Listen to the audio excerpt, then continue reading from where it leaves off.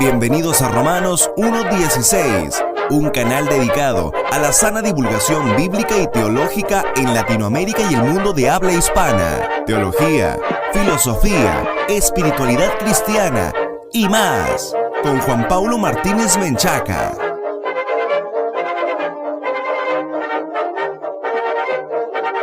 Saludos patrocinadores y amigos, yo soy Juan Paulo, muchas gracias por escuchar este programa. Si esta es la primera vez que escuchas Romanos 1:16, te queremos invitar a que visites www.jpaulomartinez.com, nuestro sitio web oficial, para que accedas a un montón de recursos que te van a equipar mejor para enfrentar los desafíos que presenta la posmodernidad. Romanos 1:16 existe gracias a los patrocinadores que están hombro con nosotros en esta tarea de divulgación bíblica y teológica para la gloria de Dios, así que no dudes en unirte desde $1 al mes en www.patreon.com/jpaulomartinez. 3 formas en que puedes dividir a tu iglesia. Un título muy extraño para el episodio de hoy, pero fíjense que la división en la iglesia existió desde muy temprano, aún bajo la supervisión apostólica. No hubo poder que los apóstoles tuvieran que pudiese evitar que hubiera cismas en el cuerpo de Cristo. Los apóstoles resucitaban a los muertos, sanaban a los enfermos, hacían manifestaciones de poder, pero no pudieron evitar que hubiera cismas en el cuerpo de Cristo.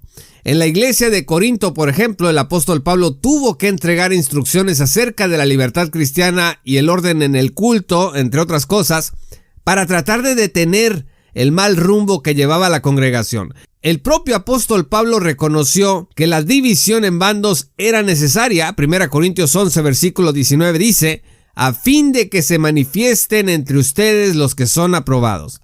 Esto significa que de cierta forma hay un aspecto en el que la división sirve a los propósitos santificadores de Dios. Ahora, sin embargo, el observador común puede apreciar que en la mayoría de los casos, la división en la iglesia destruye en lugar de construir.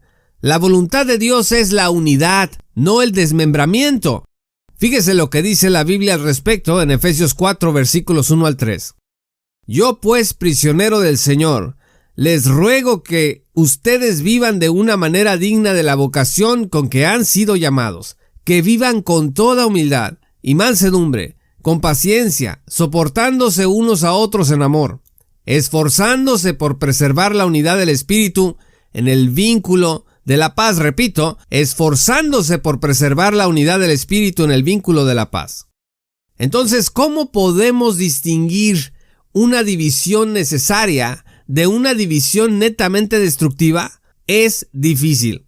Lo más sencillo es reconocer lo que uno puede ser capaz de hacer para allanar el terreno y sembrar la discordia y dañar así la unidad entre los hermanos. Si podemos ver esto, entonces podemos ser capaces de trabajar para evitarlo. Enseguida vamos a mencionar 3 cosas que tú y yo podemos hacer para dividir a la iglesia, y vamos a ver estas cosas de esta manera porque una vez que hablemos de ellas, vamos a poder evitarlas. Primera forma en que puedes dividir a tu iglesia: ten expectativas poco realistas de tu congregación. Fíjense que la imaginación es muy poderosa. Afecta nuestras emociones, nuestras decisiones. Si tú no controlas tu imaginación, la imaginación acabará controlándote a ti. Desearás una iglesia a la medida de tus expectativas, anhelos y visión del ministerio. Vas a comenzar a presionar para que el pastor predique de cierta manera, para que los hermanos sean de cierta manera, a tu gusto, a tu concepto de santidad. Vas a imaginar que la música en tu congregación es concorde a tu predilección e interpretación de cierto principio regulador o de alguna tendencia musical en tu comunidad. Así que tener expectativas poco realistas va a hacer que comiences a despreciar a otros creyentes, ya sea porque los consideres ignorantes, porque los consideres faltos de iniciativa o porque creas que no toman tan en serio las cosas como tú. No son tan santos como tú, como deberían, según tu criterio, decepcionan, pecan, no tienen tus ideas políticas, algunos son cínicos, otros son muy relajados, estás solo tú y tu proyecto reformador, etcétera, etcétera. Segunda manera en que puedes dividir a tu iglesia: Antepon el carisma a la verdad. Hay creyentes que no saben hablar muy bien, que no nos parecen tan lindos y hermosos como otros que tienen un gran magnetismo. Si tú decides guiarte por el carisma antes que por la verdad, pues la división estará a la puerta de tu vida. Fíjense que hace tiempo conocí a un creyente que deseaba reformar la iglesia en la que estábamos.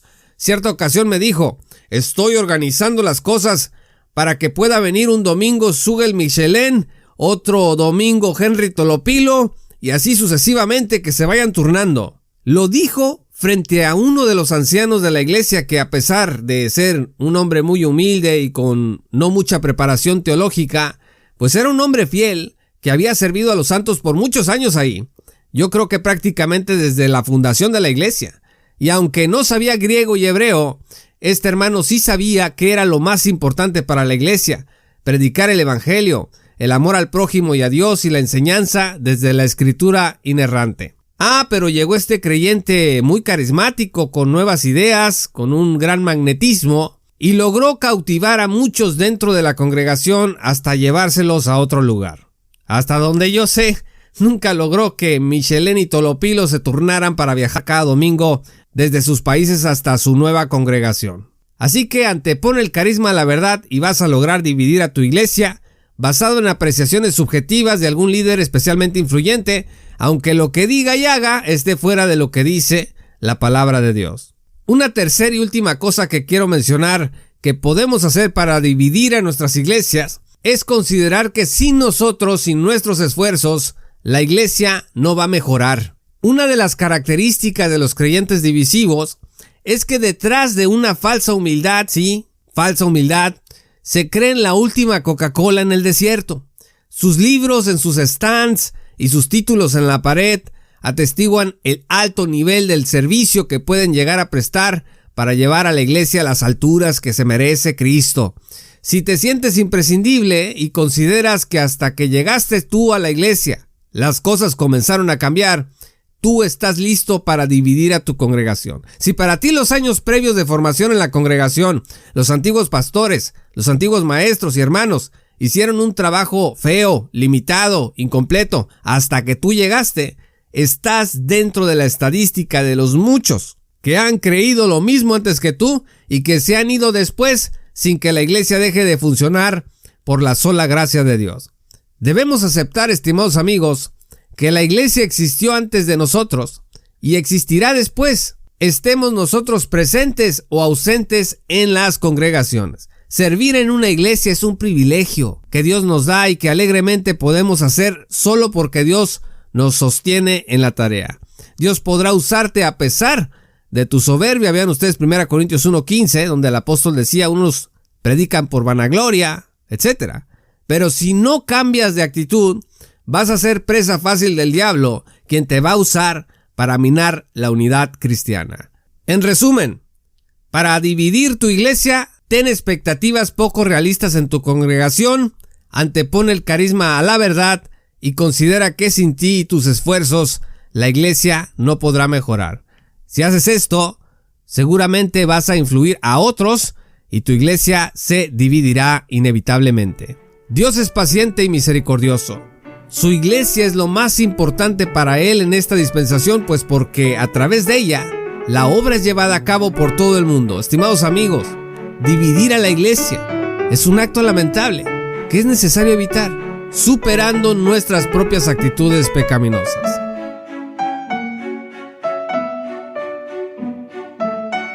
Muchas gracias, amigos y patrocinadores, por escuchar este programa. Si aún no eres patrocinador, te invito a que te unas en www.patreon.com/J. Paulo Martínez. Vas a acceder a recursos exclusivos que te van a equipar mejor para enfrentar los desafíos que presenta la posmodernidad.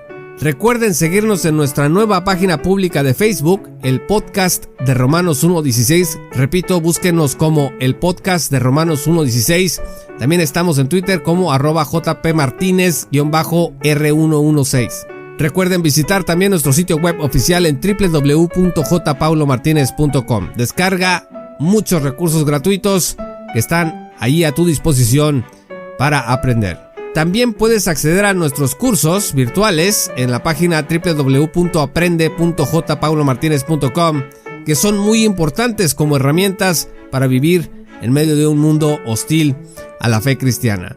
Yo soy Juan Paulo, muchas gracias por haber escuchado este programa y que el Señor los bendiga hasta que volvamos a encontrarnos. Esto fue Romanos 1:16 con Juan Paulo Martínez Menchaca. Únete como patrocinador y apoya la sana divulgación bíblica y teológica en América Latina. Búsquenos y síguenos en nuestro sitio web oficial, redes sociales y otras.